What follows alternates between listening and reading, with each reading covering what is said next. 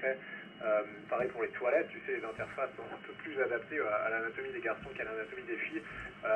Voilà, je pense aussi qu'il n'y a pas beaucoup de rôle modèles, comme on dit. Les petites filles qui grandissent, malheureusement, n'ont pas beaucoup de modèles qui sont astronautes. On peut citer beaucoup de garçons, mais pas beaucoup de filles. Et je pense qu'il faut amorcer la pompe, et quand on aura des modèles filles femmes auxquelles les petites filles pourront s'identifier, ben, on arrivera à la parité là, comme dans beaucoup d'autres domaines. Over.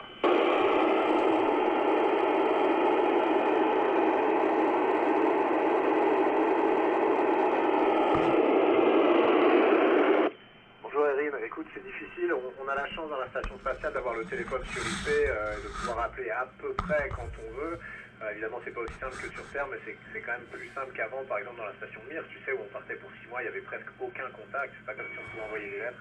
Nous, on a les emails, on a le téléphone sur IP, donc on arrive à se parler régulièrement. C'est quand même difficile, c'est une des choses les plus difficiles clairement pour une mission de 6 mois, mais heureusement, écoute, nos proches sont là pour nous, et nous, on essaie d'être là pour eux, et puis on a hâte de se retrouver après la mission. Over.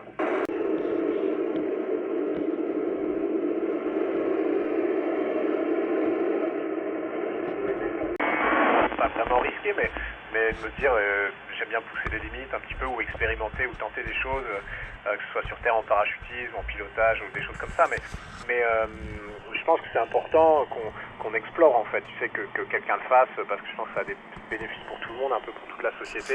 Il y a un peu de risque à prendre au début, c'est pas non plus le bout du monde, je pense, hein. Ma première mission, tu sais, je suis revenu en très bonne santé, donc je pense que heureusement le résultat sur ma santé est minime, et surtout que ça vaut la peine de le faire, c'est pour ça. Over.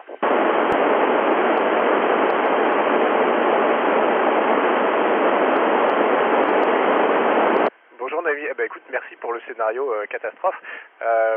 Non, écoute, c'est plus ou moins prévu. C'est vrai que si tout disparaissait sur Terre, ça deviendrait un petit peu compliqué pour nous de rentrer, ne serait-ce que pour savoir à peu près quelle météo on va trouver. Tu sais qu'on se pose dans l'eau avec la capsule Dragon de SpaceX, donc évidemment on n'a pas envie de se poser en milieu d'un ouragan ou d'une tempête. Mais néanmoins, on pourrait être autonome. Évidemment, au bout d'un moment, il faudrait qu'on abandonne le navire, parce qu'on pourrait plus être ravitaillé, mais ça pourrait durer assez longtemps. Et puis surtout, on a la capacité de revenir de manière autonome. Ce serait risqué, évidemment, mais on s'en sortirait. Over.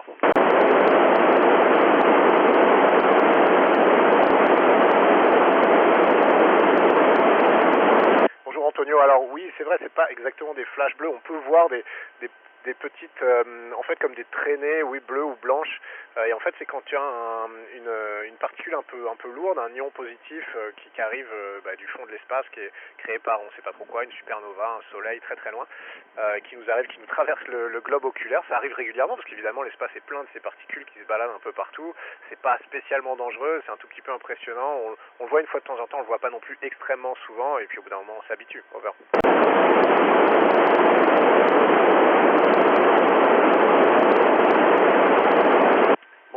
Bonjour Mano, non, enfin, si tu veux dire une expérience sur les ondes en 3D, non, donc c'est la première fois, c'est intéressant.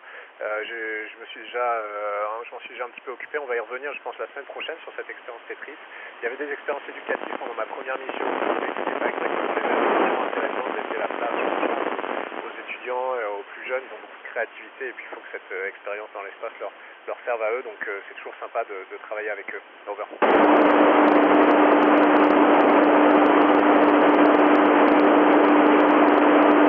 Bonjour Esta, écoute, je le disais tout à l'heure, on essaie d'être un peu exemplaire, un peu représentatif, un peu inclusif, donc il y a évidemment plein de places dans les agences spatiales et dans les entreprises, tu sais, pour les gens qui sont malentendants ou malvoyants ou des choses comme ça. On essaie vraiment de leur laisser la place qu'il aurait dû.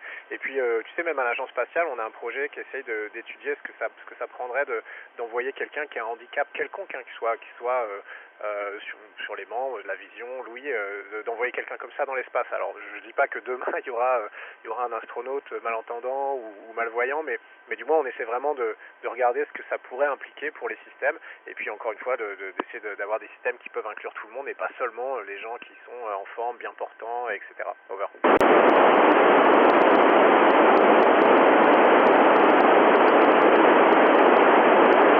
Bonjour Julie, oui écoute, tu sais, la radio amateur qu'on a à bord, il y a des astronautes qui s'en servent beaucoup le week-end, juste pour s'amuser, faire des contacts avec un peu tout le monde.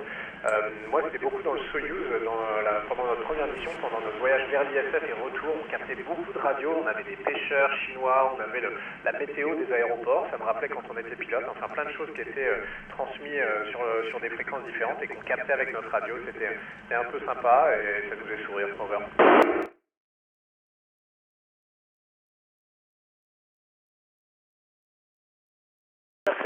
Moi j'ai pas d'enfant donc c'est un peu plus simple, mais quand on a une famille, écoute, on disparaît pendant 6 mois, c'est difficile, et puis surtout ce qui est difficile parfois c'est de revenir parce que tu sais la vie continue quand t'es pas là, tout le monde se débrouille sans toi, et puis finalement quand tu reviens tu te rends compte que t'étais pas si indispensable que ça, donc il faut retrouver sa place.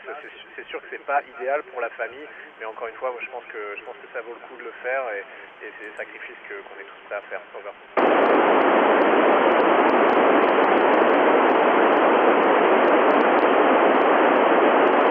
Bonjour Juliette, hésité, non, tu sais, c'est toute ma vie, j'ai travaillé toute ma vie pour ça, hein, depuis que je suis tout petit quasiment, en tout cas depuis que j'ai ton âge, je pense, et encore plus depuis que je suis à l'Agence spatiale européenne, donc avec des années, tu n'hésites pas, tu sais, tout ce que tu as fait, c'est tendu vers ce but-là. Par contre, est-ce que ça fait peur? Oui, c'est sûr, c'est impressionnant, on sait qu'il y a des risques, on sait qu'il y a des fois où ça s'est mal passé, on espère que pour nous ça se passera bien, on fait tout pour que ça se passe bien, mais c'est impressionnant. Ce que ça fait, c'est que ça nous fait prendre beaucoup de précautions, être très sérieux sur ce qu'on fait, parce qu'évidemment il y a des conséquences, donc c'est normal d'avoir peur, mais c'est pas pour ça que ça nous fait hésiter, on a quand même décidé de le faire. Over.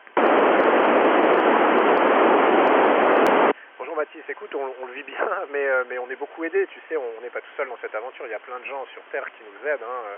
Il y a des milliers de personnes qui travaillent dans le programme spatial et qui essaient de faire en sorte que ça se passe bien pour nous, donc c'est quand même vraiment un sport d'équipe. Après on n'est pas aussi très loin, on est à 400 km, tu sais, 400 km en altitude c'est impressionnant, mais c'est quand même pas très loin. Quand on ira vers la Lune ou vers Mars, nous aujourd'hui on peut revenir en quelques heures, hein, sur Terre. Quand on ira vers la Lune ce sera à quelques jours, et quand on ira vers Mars ce sera à quelques mois. Donc, tu sais, si tu as un problème avec